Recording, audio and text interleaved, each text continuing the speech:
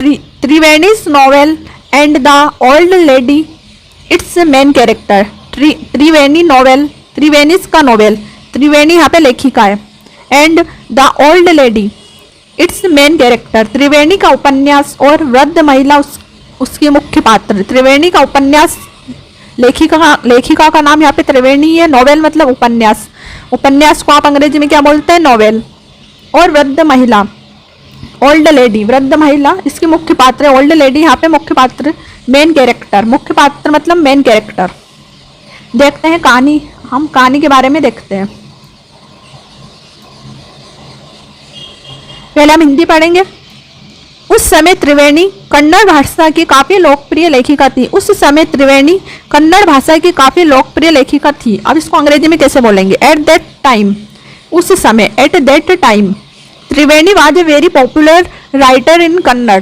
त्रिवेणी यहाँ पर लेखिका है, तो त्रिवेणी वाज थी, वेरी बहुत प्रसिद्ध या लोकप्रिय, पॉपुलर मतलब लोकप्रिय, पॉपुलर, लोकप्रिय को हम पॉपुलर बोलेंगे। राइटर मतलब लेखिका, इन कन्नड़, कन्नड़ यहाँ पर भाषा है, तो उस समय त्रिवेणी कन्नड़ भाषा की काफी लोकप्रिय लेखिका थी। तो eight that time Triveni was a very popular writer in Kannada.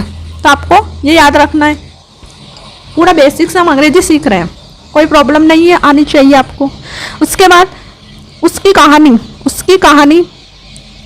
कहानी साधारण व्यक्तियों को, उसकी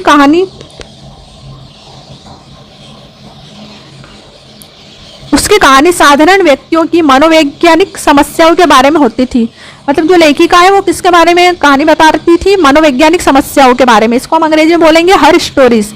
फीमेल के लिए हम हर यूज करते हैं, तो her stories deal with the psychological problems in the ordinary people, in the ordinary people. Ordinary मतलब होता है, ऑर्डिनरी पीपल मतलब साधारण व्यक्ति, साधारण व्यक्तियों को हम अंग्रेजी में बोलेंगे ऑर्डिनरी पीपल। मनोवैज्ञानिक, इंग्लिश नाम मनोवैज्ञानिक को अंग्रेजी में बोला जाता है साइकोलॉजिकल, साइकोलॉजिकल प्रॉब्लम्स मतलब समस्या। तो हर story dealt with the psychological problems of the ordinary people. उसकी कहानियां साधारण व्यक्तियों की मनोवैज्ञानिक समस्या के बारे में होती थी। भूतकाल की बात कर रहे हैं हम, तो डिल्ट सेकेंड फॉर्म, डील का सेकेंड फॉर्म डिल्ट यूज हमने यहाँ पे किया है। अगला देखते हैं आगे क्या बताते हैं। ये काफी रोचक और लोकप्रिय हुआ करती थी, ये काफी रोचक और लोकप्रिय हुआ करती थी। This used to be very interesting and popular, this used to be very interesting and popular. मतलब उनकी कहानी क्या बता रहे हैं कि ये काफी रोचक और लोकप्रिय हुआ करती थी, ये त्रिवेणी नाम की लेखिका। तो this used to very interesting, very यानी काफी रोचक, वेरी इंटरेस्टिंग मतलब होता है काफी रोचक, एंड पॉपुलर लोकप्रिय हुआ करती थी। उसका काशी यात्रा कन्नड़ साप्ताहिक पत्रिका कर्मवीरों में धारावाहिक रूप में आता था। उसका काशी यात्रा कन्नड़, वो बताते हैं समरी के अनुसार कि उसका लेखिका का काशी यात्रा कन्नड़ भाषा में साप्ताहिक पत्रिका कर्मवीरा में धारावाहिक रूप में आता था। हर नॉवेल टाइटल्ड, जिसका नाम था Kashi Yatra, was appearing then as a serial in the Kannada weekly Karmaveera. मतलब उनका जो ये कन्नड़ काशी का जो कन्नड़ साप्ताहिक पत्रिका कर्मवीरा में धारावाहिक रूप में आता था। साप्ताहिक पत्रिका है कर्मवीरा में, ये मतलब नाटक के रूप में आता था। तो इसको हम अंग्रेजी में बोलेंगे हर नॉवेल, उनका उपन्यास जिसका टाइटल है काशी यात्रा, वाज अपीयरिंग प्रदर्शित होता था, या फिर हम बोल सकते हैं प्रदर्शित होता था या आता था। सीरियल इन कन्नड़ा वीकली, साप्ताहिक पत्रिका में कर्मवीरा में। आगे बोलती है कि यहाँ एक वृद्ध महिला और उसकी काशी या बनारस में जाने की इच्छा के बारे में, इस नॉवेल के बारे में बोला जाता है कि यहाँ एक वृद्ध महिला के और उसकी काशी या काशी का नाम बनारस में जाने की इच्छा के बारे में है। इसको अंग्रेजी में बोलेंगे it is about an old lady, it is about, it an यहाँ इज एन है, अबाउट एन के बारे में, एन ओल्ड लेडी वृद्ध महिला, and her great desire to go to Kashi और वाराणसी। ग्रेट डिजायर, डिजायर मतलब यहाँ पे इच्छा होती है, इच्छा को हम अंग्रेजी में बोलते हैं डिजायर। काशी और वाराणसी, ग्रेट डिजायर, अगर डिजायर इच्छा है तो ग्रेट है ना उसकी जाने की इच्छा, ग्रेट अधिक। उसके बाद हम बात करते हैं, अधिकतर हिंदू विश्वास करते हैं कि काशी जाना और भगवान विश्वेश्वर की पूजा करना अंतिम पुण्य है।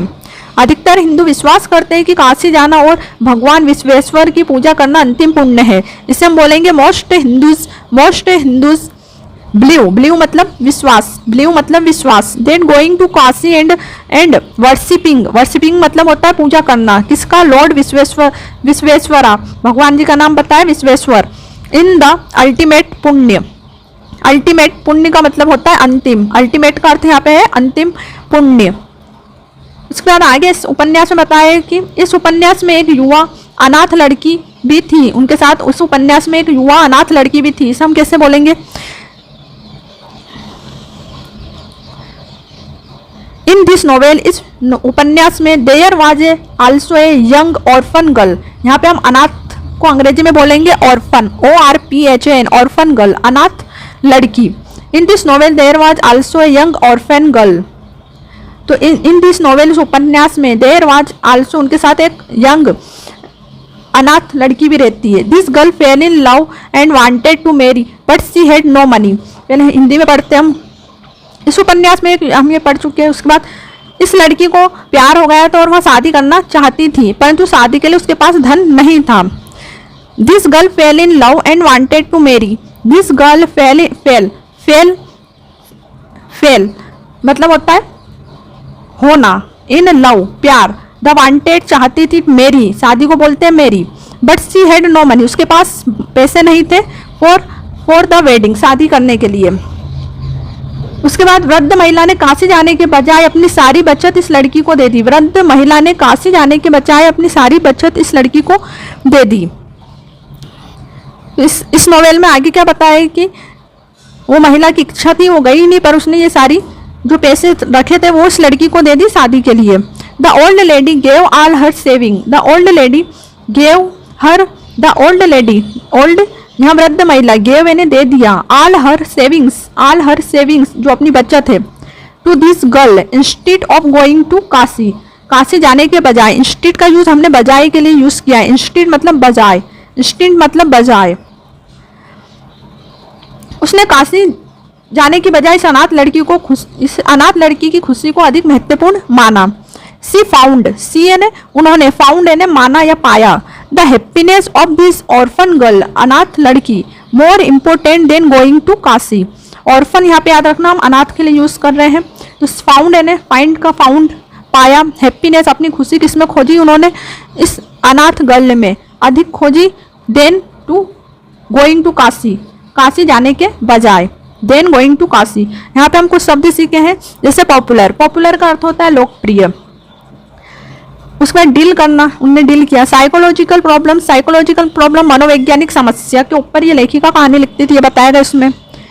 उसके बाद इसमें कुछ शब्द जैसे नॉवेल मतलब उपन्यास होता है, एपियरिंग मतलब प्रदर्शित करना, सीरियल मतलब नाटक, और उसके बाद डिजायर मतलब यहाँ पे इच्छा, बिलीव्स मतलब विश्वास, वर्शिपिंग मतलब पूजा पाठ करना, अल्टीमेट मतलब अंतिम पुण्य इसको माना गया, अल्टीमेट अंतिम।